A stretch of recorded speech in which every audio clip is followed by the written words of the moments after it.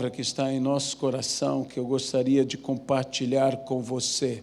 Antes, porém, oremos ao Senhor, pedindo que o Espírito Santo, que a Bíblia mesmo diz que o Espírito do Senhor, o Espírito de Cristo, é o Espírito de revelação, que Ele nos revele a verdade, para que nós, de fato, conheçamos a verdade. E nós, conhecendo a verdade, possamos ser libertos pela mesma verdade. Porque a Bíblia diz, conhecereis a verdade, e a verdade vos libertará.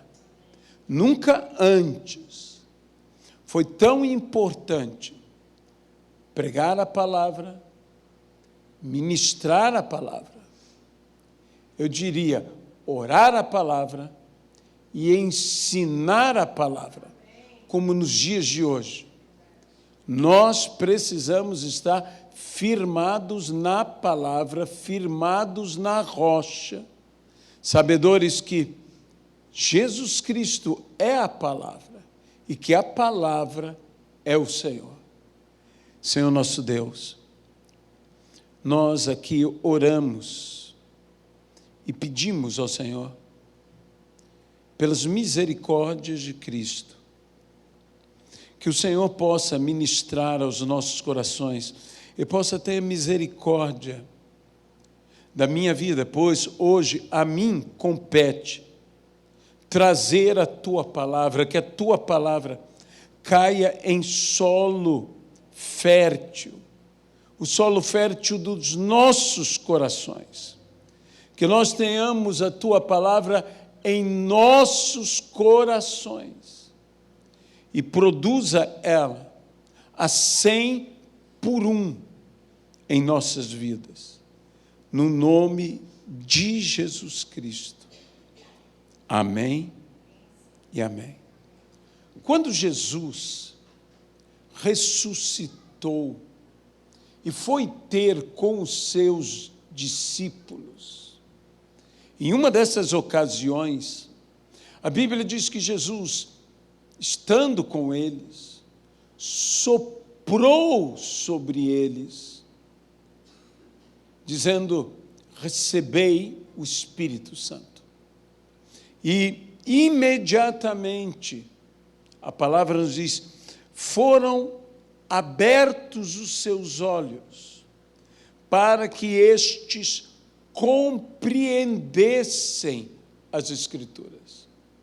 Naquele dia, o Senhor soprou, e por este sopro, afastou todas as nuvens de escuridão, nuvens de ignorância a respeito às Escrituras. Abriu-lhes, por aquele sopro, abriu-lhes o entendimento, como também pelo mover do sopro, do vento favorável, como a Bíblia nos diz, que aquele vento favorável da parte do Senhor soprou todo aquele dia e abriu um caminho no mar Vermelho para que o povo de Deus passasse. Eu oro ao Senhor para que o Senhor esteja desta maneira ministrando sobre cada um de nós, sobre todos nós, para que o nosso entendimento se abra e um caminho na palavra do Senhor esteja para que nós caminhemos na palavra. Que um vento favorável da parte de Deus, um vento que nos abre uma visão. Naquele dia, quando o Senhor soprou, quando o vento favorável de Deus soprou para o povo de Israel, abriu-se um caminho, mas neste caminho abriu-se uma visão. Eles enxergaram e souberam por onde deveriam andar, por onde deveriam seguir, e que Deus faça o mesmo em nossas vidas. E como a Bíblia diz, o que nem olhos viram, nem ouvidos ouviram, nem jamais penetrou em coração humano, Deus tem preparado para aqueles que o amam. E, embora isso se refira a coisas maravilhosas e eternas, que iremos contemplar, que iremos vivenciar, também eu quero dizer, o que olhos não viram, eles verão. O que ouvidos não ouviram, eles ouvirão. O que jamais penetrou em coração humano, há de penetrar em nosso coração. Por quê? Porque amamos ao Senhor. E amamos ao Senhor porque Ele nos amou primeiro. Ele nos amou primeiro e, movido por este amor, nos agraciou, e pela sua graça fomos nós salvos, mediante a fé, e fé em Jesus Cristo, que é o autor e consumador da nossa fé. Que realmente o Senhor sopre o seu Espírito sobre cada um de nós, sopre o seu Espírito sobre todos nós. Nós necessitamos, dissipa, Senhor, as nuvens de ignorância bíblica, que nós entendamos as Escrituras. Quando Jesus ressuscitou, o livro de Atos dos Apóstolos nos fala algo bem interessante. A começar, embora esse não seja o texto principal da nossa palavra, eu gostaria de citá-lo também como um texto complementar a nós, dentro disso que nós estamos falando. A Bíblia nos fala que a estes, a saber, os discípulos de Jesus, depois de ter padecido, depois do Senhor ter padecido, se apresentou a eles vivo, ressurreto, com muitas provas. A Bíblia diz, provas incontestáveis, aparecendo-lhes durante um período de 40 dias. E durante esses 40 dias, o que fez Jesus? Jesus falou-lhes das coisas concernentes ao reino de Deus. É interessante que Jesus, durante aqueles 40 dias, falou com os discípulos. Antes daqueles 40 dias, antes de sua morte e ressurreição, o ministério de Jesus já era pautado pela ministração da palavra. Nós podemos ver isso nos grandes sermões de Jesus Cristo. Entre eles podemos citar o Sermão da Montanha, que até muitos chamam, e com razão, a constituição do reino de Deus. Mas também em outros sermões, como o sermão escatológico de Jesus Cristo, quando ele falou sobre os últimos dias. Jesus ministrou, ensinou e até nos disse, dizendo aos seus discípulos, e pelo registro bíblico, falando a todos nós, quando vier o Espírito, Ele vos ensinará tudo o que vos tenho dito. Mas Jesus se dedicou, após a ressurreição, a dar provas incontestáveis de que estava vivo, ressurreto, aos seus discípulos, e ministrou-lhes, falou-lhes sobre o reino de Deus. 40 dias,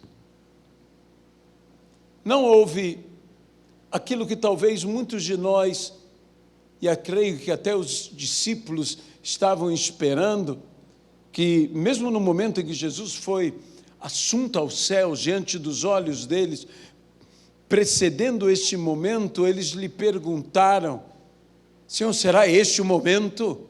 Eles tinham uma expectativa, eles estavam com uma expectativa, mas Jesus disse: olha, não vos compete saber tempos, eras, que o Pai reservou para o seu exclusivo conhecimento, mas recebereis o Espírito Santo.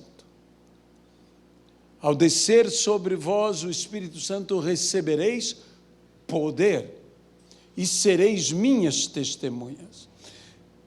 Jesus Cristo gastou 40 dias ministrando aos seus discípulos. Como eu disse, havia uma expectativa. O livro do profeta Isaías diz: e ele fará tudo ao seu tempo. Meus irmãos, às vezes nós estamos com uma expectativa, mas ainda não é o tempo para o cumprimento da nossa expectativa. Mas eu quero dizer uma coisa: ao seu tempo, Deus fará tudo o que Ele tem que fazer. Deus fará no tempo do Senhor e no tempo certo da parte do Senhor. Ele fará tudo e nada poderá impedir a ação do Senhor, pois a Bíblia também diz: agindo Deus, quem impedirá? Mas perceba que o Senhor Jesus Cristo, o Senhor Jesus gastou o tempo ministrando a palavra. Ele não fez sinais como eram comuns no seu ministério terreno. Jesus curou a tantos, Jesus libertou a tantos outros, Jesus ressuscitou pessoas, Jesus multiplicou pães e peixes. Mas, naquele dia, nesses 40 dias, depois da sua ressurreição, o que Jesus fez foi ministrar a palavra sobre o reino de Deus. Os sinais, prodígios e maravilhas aconteceram na vida dos discípulos. Eu não estou dizendo que sinais, prodígios e maravilhas não devem acontecer nas nossas vidas. Sabe, eu muitas vezes já falei ao Senhor, eu acho tão bonito certos e tão necessário certos dons, como o dom de maravilhas, que é um dom de execução de milagres, o dom de cura divina. Quantas pessoas nós ouvimos falar que estão enfermas, que estão doentes? Que maravilha ter o dom da cura.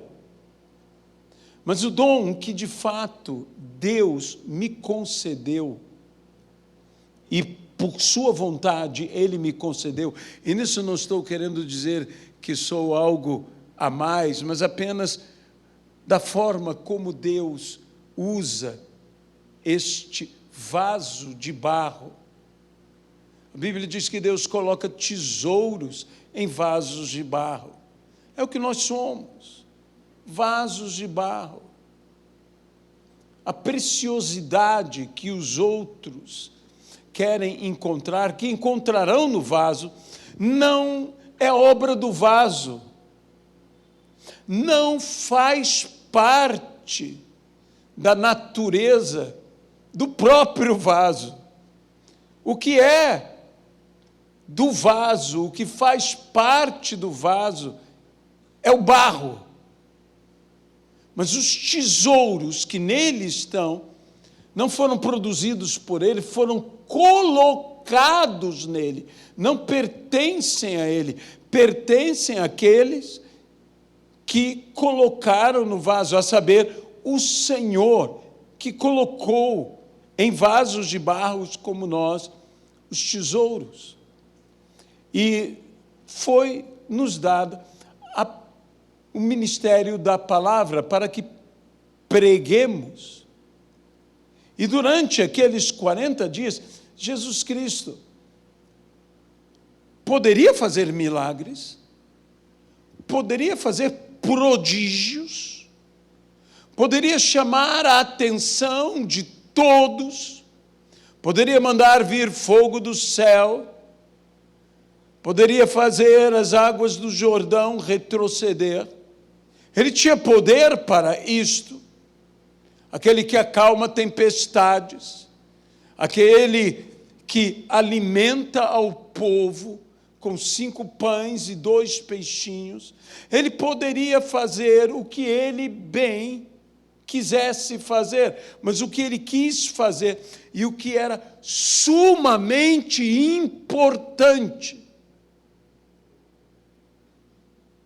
era ministrar a palavra durante 40 dias aos seus discípulos, que já tinham recebido a ministração durante mais de 3 anos, aproximadamente 3 anos e meio, que tinham recebido ministração da parte do Senhor, e ele então lhes dá a palavra concernente ao reino de Deus, dizendo a eles depois que fossem em frente, que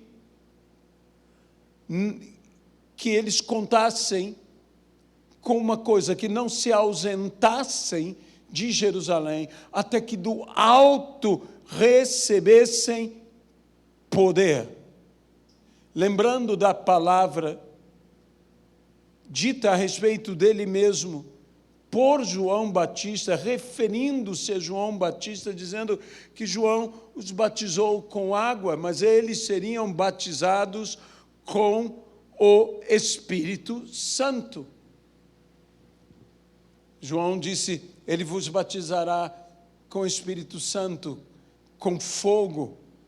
Então, eles estavam esperando esse batismo do alto, para que, recebendo este poder, pudessem ser testemunhas de Jesus, pudessem caminhar no caminho que o Senhor havia determinado para eles e que havia dito a eles: vão por todo o mundo, preguem o Evangelho a toda criatura, ensinando-os as palavras que vos tenho dito, e eis que eu estou convosco todos os dias, até a consumação do século. Nos afirmou o Senhor que nos últimos dias, e os apóstolos reafirmaram isso, que surgiriam no nosso meio, surgiriam entre nós falsos profetas, que enganariam, enganadores. E eu te pergunto, o que é um falso profeta? A primeira noção que nós temos de um falso profeta é aquele profeta cuja profecia não se cumpre. E dizemos, esse é um falso profeta. Mas eu direi a você que há algo mais importante para que entendamos o que é um falso profeta do que tão somente o cumprimento ou não cumprimento de uma palavra. Veja, Jonas pregou em Nínive uma palavra profética. Ele era um profeta. Nínive será destruída. E essa palavra surtiu o efeito, chegou até o trono de Nínive, e o próprio rei, se arrependendo com toda a cidade, buscaram ao Senhor em arrependimento, e Deus os poupou. E a palavra que Jonas estava pregando para aquele momento, Nínive será destruída, ela não se cumpriu. Jonas era um verdadeiro profeta, e a palavra que ele estava dizendo era a palavra de Deus. Então, nem sempre um verdadeiro profeta é o profeta cuja a palavra se cumpre. É lógico que temos um entendimento que a palavra se cumpre, mas cujo propósito da palavra se cumpre. E o propósito da palavra era o quê? A conversão, o arrependimento, e continua sendo a conversão e o arrependimento. Se uma pessoa atende à repreensão, que Deus repreende e disciplina aqueles que Ele ama. Se alguém atende à repreensão, não se faz necessário ser disciplinado ou castigado. Se alguém não atende à repreensão, se torna necessário que seja disciplinado ou castigado. Nínive, se arrependendo, não era necessário destruí-la. Então, venhamos a ser sábios. E sempre que o Senhor, porque o Senhor, antes de nos disciplinar ou castigar, nos dá uma oportunidade de arrependimento pela repreensão. Repreendidos, entre outras formas de sermos repreendidos na palavra. Lembre-se que a profecia tem como objetivo edificar, exortar e consolar. Esse é o objetivo da profecia. E se um verdadeiro profeta, que entenda que a profecia de Deus, não estou dizendo que ela não se cumpra, eu estou dizendo que o propósito para o qual Deus envia a sua palavra, e a sua palavra não voltará a Ele sem ter cumprido o seu propósito.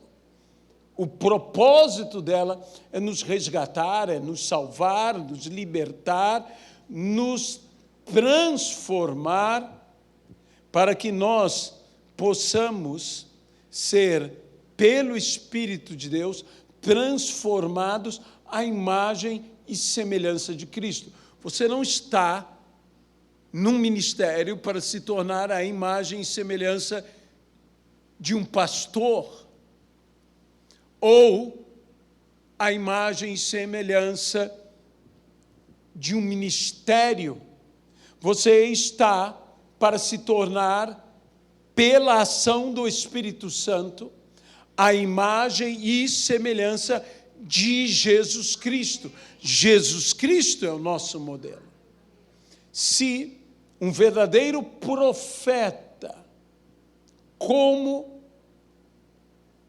Jonas, pode profetizar e a sua profecia não se cumprir, aquela cidade de Nínive, aquela geração que ouviu aquela palavra, não foi destruída, porque Deus teve misericórdia, se compadeceu de toda aquela cidade, não só dos homens, mas inclusive, diz a palavra, dos animais.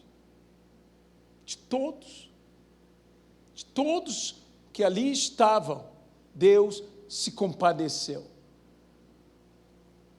Um falso profeta, necessariamente, e agora eu tocarei numa coisa um pouco delicada, não é alguém cuja a profecia simplesmente não se cumpra. Eu vou dizer uma coisa a você. Você pode ter um falso profeta, que a profecia dele se cumpre, e ainda assim ele ser falso profeta. E você diz, como? E eu citarei para você um falso profeta, cuja profecia se cumpria.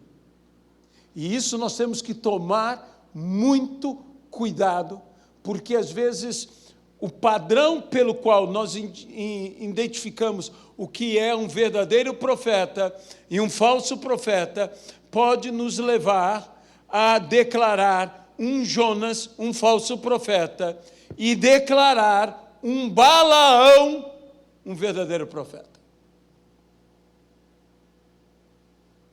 Pois o que Balaão profetizou se cumpriu. Eu não sei se isso mexe com você, mas isso mexe comigo, me causando um temor, e buscando em mim como identificar, porque nos últimos dias surgirão em nosso meio falsos profetas. E como identificar um falso profeta? Eu não tenho dúvidas que nenhum de nós consideraria Balaão um verdadeiro profeta. Um falso profeta é o que nós o consideramos. E venha comigo, inicialmente, também dando embasamento ao que queremos falar isso, ao livro de Apocalipse, para você encontrar uma definição de um falso profeta. Apocalipse, capítulo de número 2, versículo de número 14, falando à igreja em Pérgamo, o Senhor disse: tenho, todavia, contra ti algumas coisas. Às vezes nós pensamos que Deus está tão satisfeito conosco, mas há algumas coisas que Ele tem contra nós, que temos que nos consertar. Pois tens aí os que sustentam, veja a palavra, a doutrina de Balaão. E o que era a doutrina de Balaão? Que é o que o identificava e o identifica como um falso profeta. E eu quero dizer uma coisa a você, que em nossos dias, o que identifica alguém como um falso profeta é uma questão de doutrina. Doutrina. Doutrina identifica se é um verdadeiro profeta ou um falso profeta. Paulo, que diz que foi posto por defesa do Evangelho, se refere à doutrina cristã, a doutrina de Cristo, a doutrina apostólica, a doutrina bíblica, como a sã doutrina. E existe uma doutrina que não é sã. Existem ensinos que não é a sabedoria que vem lá do alto. Existem ensinos que são ensinos de homens, e o pior, existem ensinos que são ensinos de demônios, é o que a palavra nos diz. E veja, a doutrina de Balaão, o qual ensinava a Balaque a armar ciladas diante dos filhos de Israel, para comerem coisas sacrificadas a ídolos e praticarem a prostituição. Uma doutrina que leva a pactuar com ídolos, a viver o sacrifício da idolatria, a comer coisas sacrificadas a ídolos e praticar a prostituição, que é tão ampla a ideia de prostituição, que a prostituição em si é vender o corpo. E muitos têm se vendido, têm se prostituído, e não falo num sentido meramente físico do que entendemos como prostituição, mas no sentido mais amplo, moral e mesmo eclesiástico, por que não dizer doutrinário. O falso profeta é aquele que ensina o desvio, que a consequência da sua doutrina é contaminação, é prostituição. De modo que cuidado, porque existem aqueles que vão pelo que eu estou chamando o caminho de Balaão, o caminho do falso profeta. E nós devemos, nos nossos dias, estarmos com o que pode julgar. A Bíblia diz que nós devemos julgar profecias. Por que devemos julgar profecias? Para identificar se uma profecia é uma verdadeira profecia, ou identificar se uma profecia é uma falsa profecia, em base do que iremos nós julgar uma profecia. Julgaremos em cima do que temos que julgar e julgar todas as coisas. O homem espiritual julga todas as coisas, mas ele mesmo não é julgado por ninguém. Quem é o homem espiritual? É o homem que vive a palavra, o espírito da palavra. Em inúmeros momentos nas Escrituras, Jesus diz: se me ouvirdes, se me escutardes, se deres ouvidos às minhas palavras e praticardes as minhas palavras, se me amardes, farei o que eu vos digo. Então, quantas vezes nós não estamos reconhecendo, não estamos tendo discernimento sobre a falsa profecia, o falso ensino, a falsa doutrina, a doutrina enferma, que não é sã, que não nos faz bem, que nos faz mal. Julgue as profecias, julgue o que temos ouvido em dias como os nossos, que recebemos tanta informação, que não apenas a informação que buscamos, nós não necessitamos nem buscar, as informações nos perseguem. As redes sociais, que é um fenômeno dos nossos dias, trazem informações que nos perseguem. E muitas vezes, essas informações, usando um termo da própria rede social, são impulsionadas, elas são empurradas. E muitas vezes nós estamos recebendo forçosamente,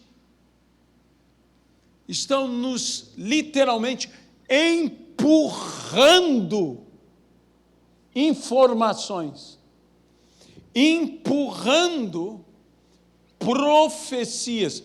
E por essas profecias eu não estou dizendo coisas que estão sendo preditas, mas eu estou dizendo sobre a semelhança de Balaão, aqueles no nosso meio que seguem a doutrina de Balaão, que por dinheiro profetizam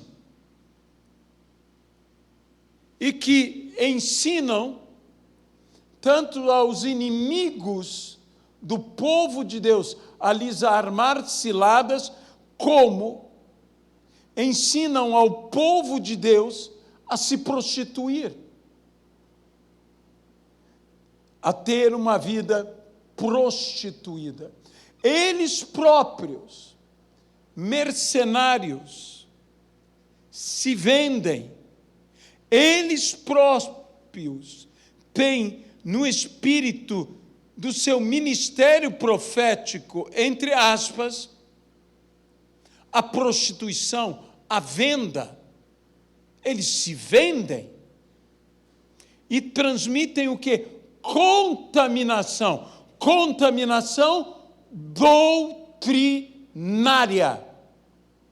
E nós precisamos estar, mais uma vez eu digo, alicerçados na rocha, alicerçados na palavra, alicerçados na verdade, alicerçados na pessoa de Jesus Cristo, não na pessoa de um mestre, de um doutor, ou de um pregador, ou de um profeta, mas alicerçados em Jesus Cristo. E estar alicerçados em Jesus Cristo, sendo que Jesus é o Verbo, Jesus é a palavra, é estarmos firmados na rocha, alicerçados na rocha, edificados na rocha.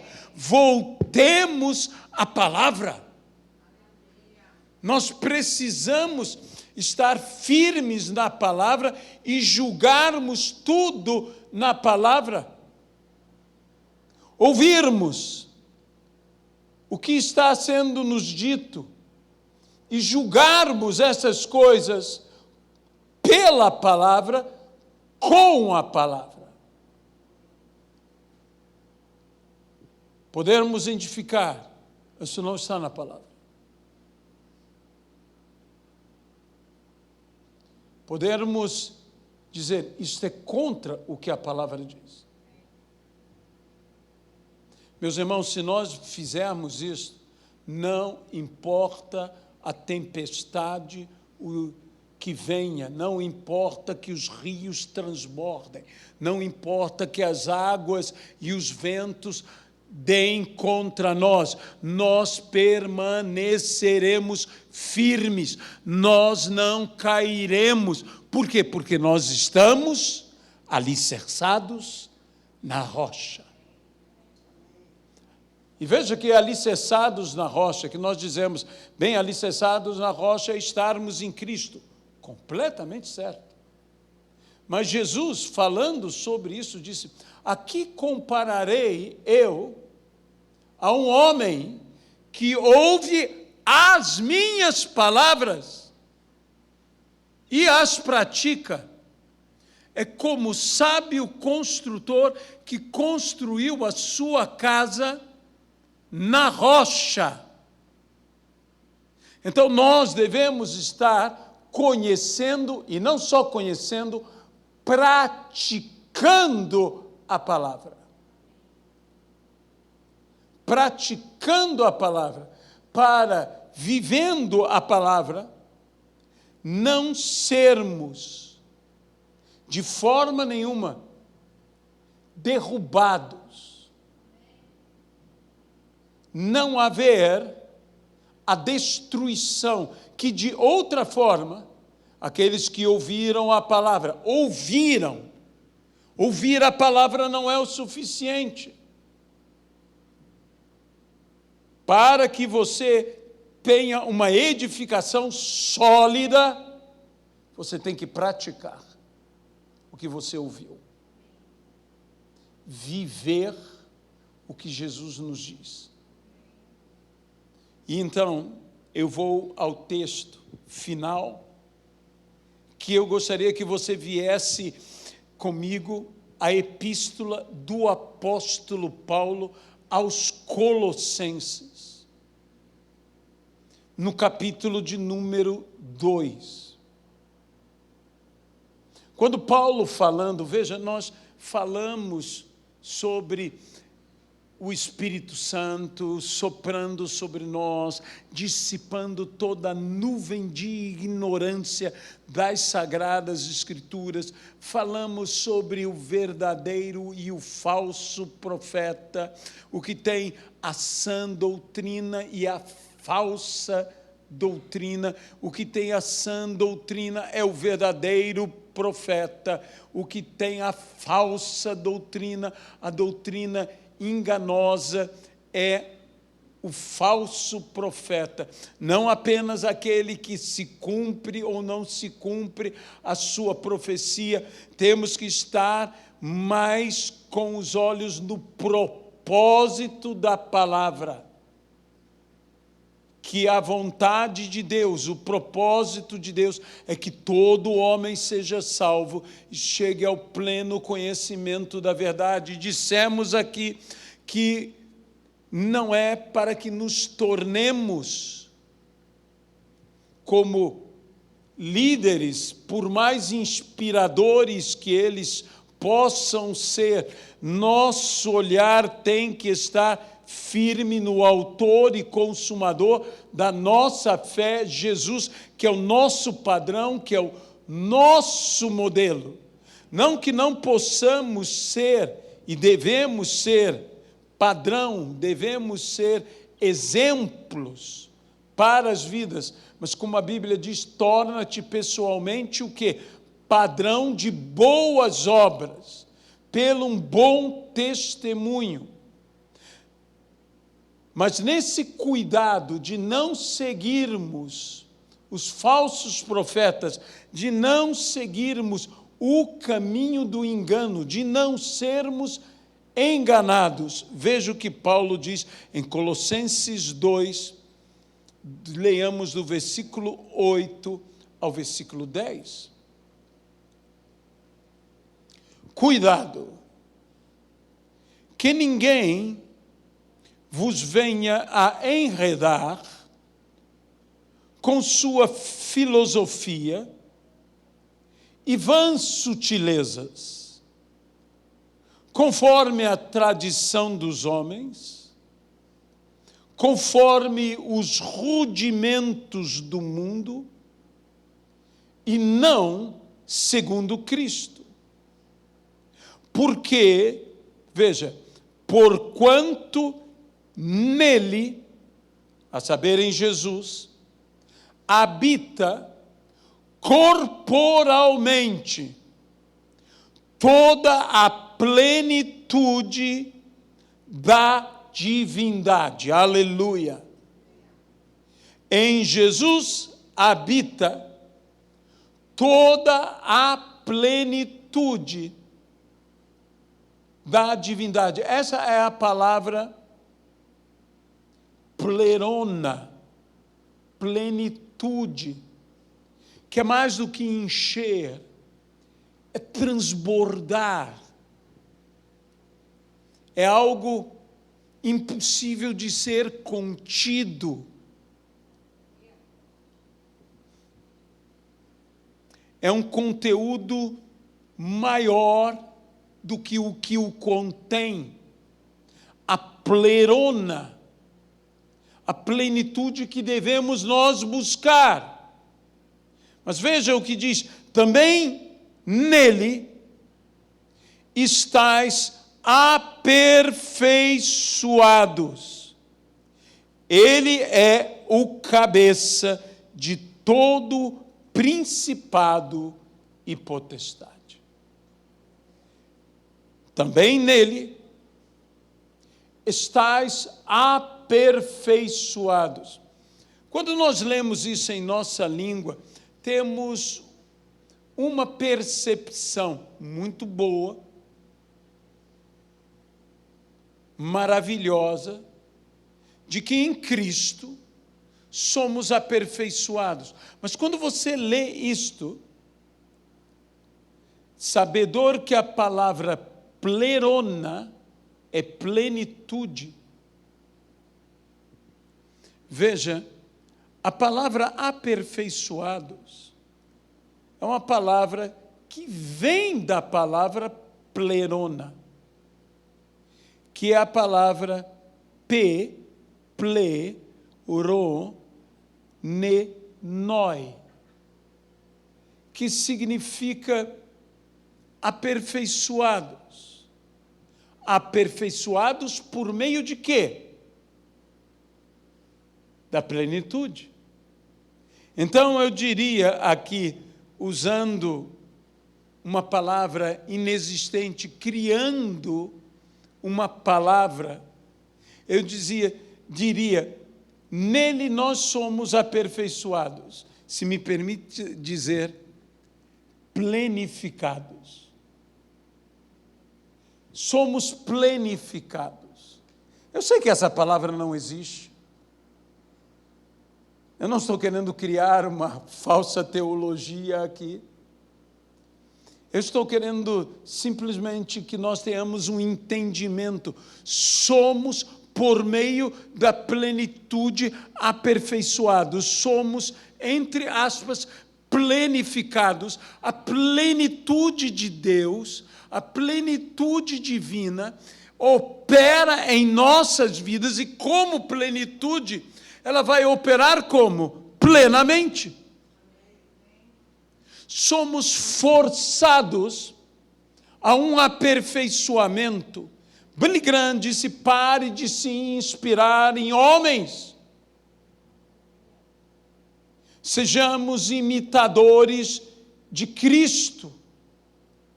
É um bom conselho, é um conselho bíblico.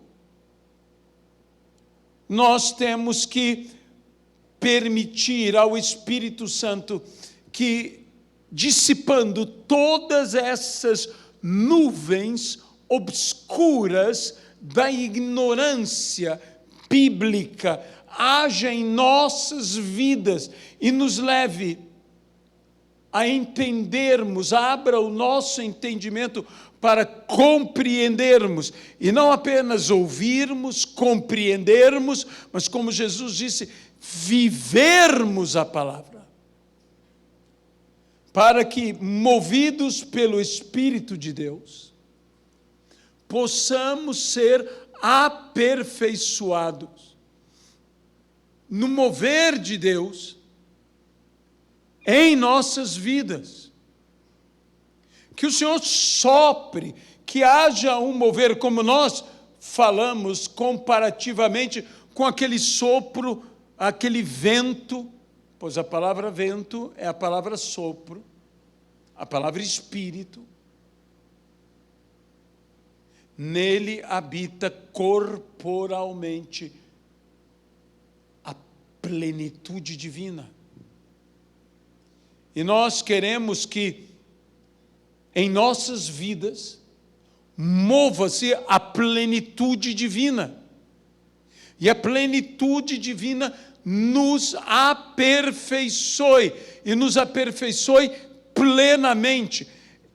Amados irmãos, nós temos que retornar a uma vida em Cristo. A igreja, e eu não estou querendo julgar ministério nenhum, nem querendo dizer que nós somos melhores do que A, B ou C, porque todos nós somos pecadores e carecemos da graça de Deus. Todos nós. Não somos melhores, nem piores, somos tão necessitados como qualquer outro é necessitado da graça de Deus. Ai de mim, se não for o Senhor. Como diz o salmista e como nós devemos dizer, não devemos nos sentir nem arvorar que somos a melhor igreja, ou que temos a melhor palavra.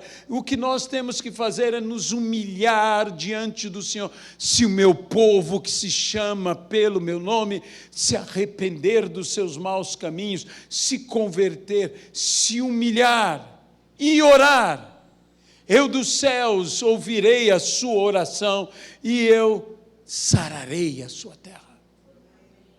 Então nós precisamos dessa busca ao Senhor e precisamos pedir: Jesus, que a tua plenitude, eu quero receber a tua plenitude, que a tua plenitude haja em mim, haja na minha vida. Eu volto a falar, Jesus ministrou as palavras concernentes ao reino de Deus durante 40 dias após a sua ressurreição.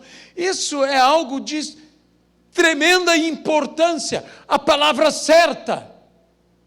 Se estivermos na palavra certa, com a visão certa, se estivermos nisso, nós seguiremos cheios do Espírito Santo e ninguém poderá nos impedir. Eles receberam a palavra certa. Eles foram doutrinados corretamente, sem desvios da verdade. Foram cheios do Espírito Santo. Plenitude na palavra, plenitude no Espírito, revolucionaram o mundo.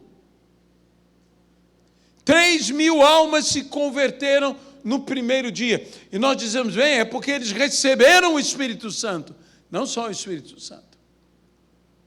Foi precedido por 3 anos e meio de ministério, que Jesus os formou, mais 40 dias de ministração da palavra pelo próprio Jesus Cristo, ressurreto, falando do reino de Deus, por 10 dias de busca, de espera, fazendo um total de 50 dias, chegando ao dia de Pentecostes, e no dia de Pentecostes foram cheios do Espírito Santo. Resultado, 3.000 convertidos.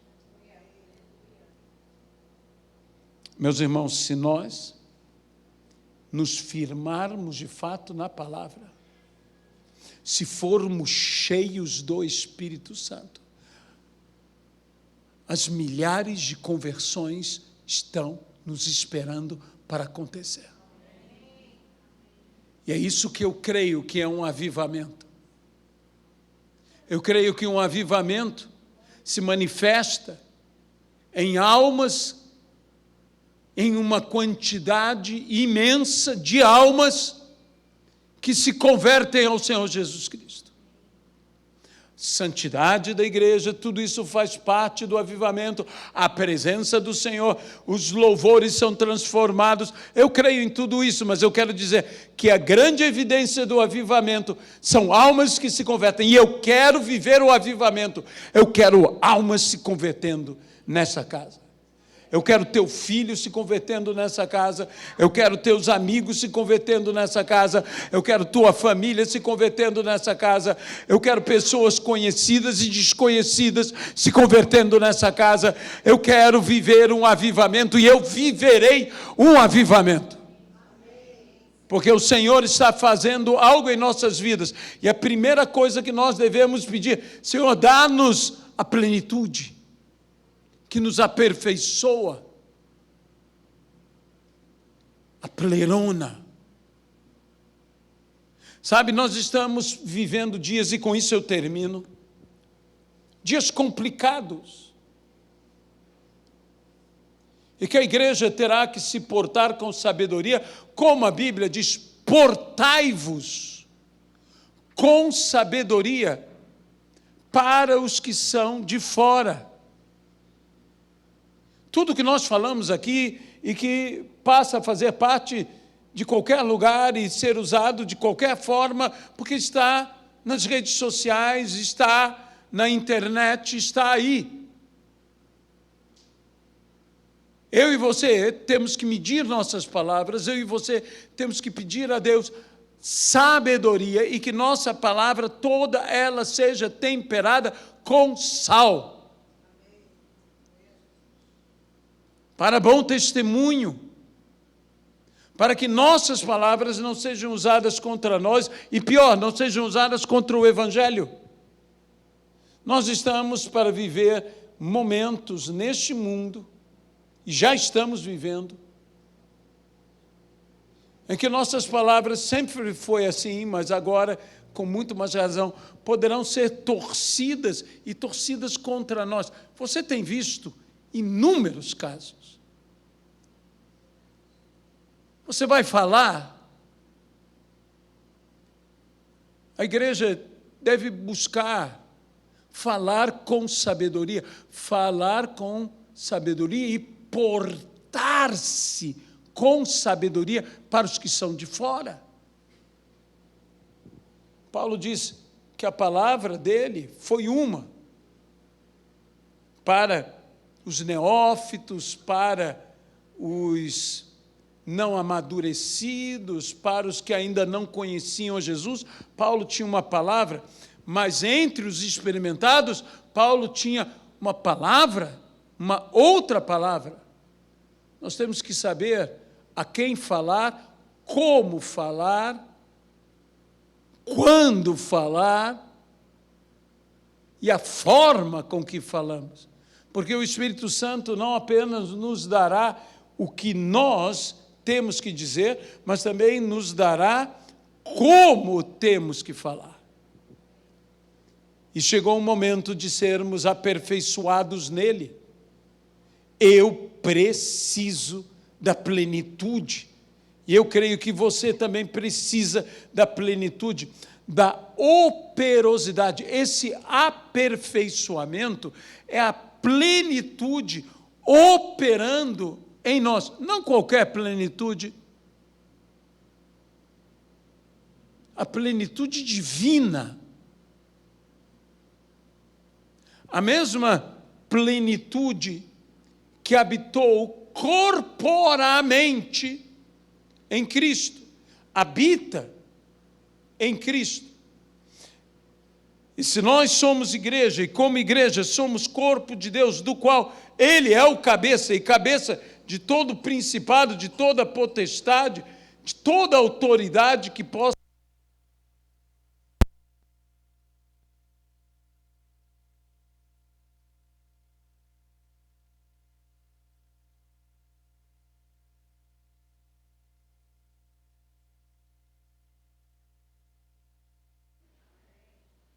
Vamos ficar de pé, por favor. Vamos orar ao Senhor. Vamos buscar a plenitude. A plenitude de Deus não é para que eu tenha arrepios, não é que você não possa sentir coisas em você mesmo. Somos gente. Sentimos coisas. E eu gosto de sentir a presença de Deus.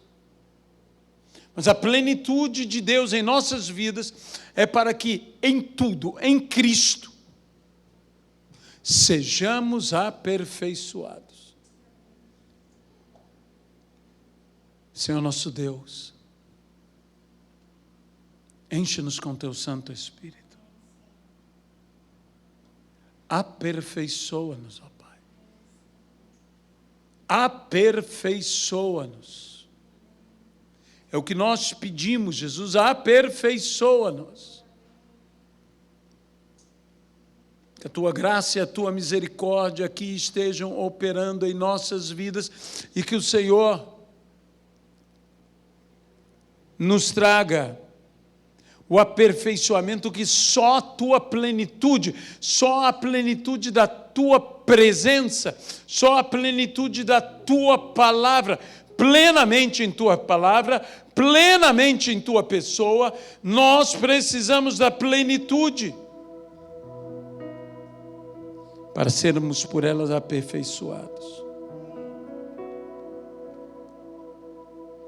Senhor, é importante que haja sinais para que a nossa fé não se apoie em linguagem persuasiva de sabedoria humana, mas no poder de Deus. Porém, é necessário que haja palavra, a ministração da verdadeira palavra, para que ouçamos a palavra de Jesus e vivamos praticando a palavra de Jesus. E se as minhas palavras estiverem em vós e permanecerem em vós, Senhor, uma palavra está em mim quando eu a recebo, mas uma palavra permanece em mim quando eu a pratico. Jesus disse: pedireis o que quiseres e vos será feito.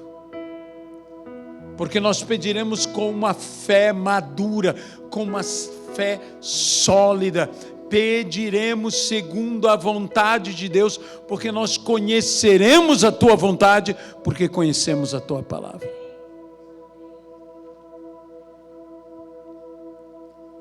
E nos será feito.